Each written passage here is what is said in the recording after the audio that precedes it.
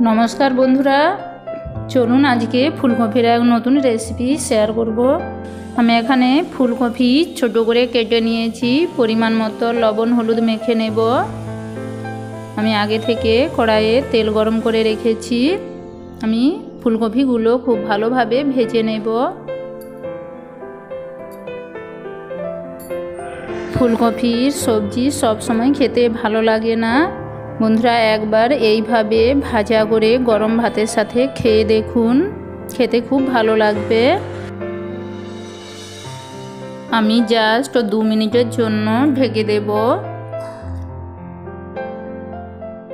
2 minute পর ঢাকা সরিয়ে আমি আরো 1 মিনিটের মতো নাড়াচাড়া করে আমি আগে থেকে পেঁয়াজ বেটে রেখেছি। আমি পরিমাণ মতো পেঁয়াজ বাটা ও লঙ্কা গুঁড়ো নিয়ে নেব।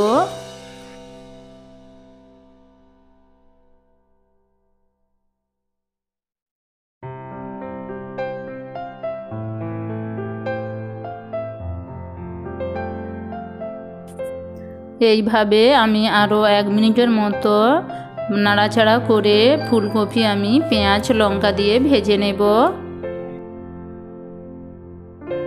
পেঁয়াজ বাটা লঙ্কা গুঁড়ো দিয়ে আমার ফুলকপি ভাজা হয়ে গিয়েছে। আমি একটা পাত্রে নামিয়ে আপনাদের দেখাচ্ছি।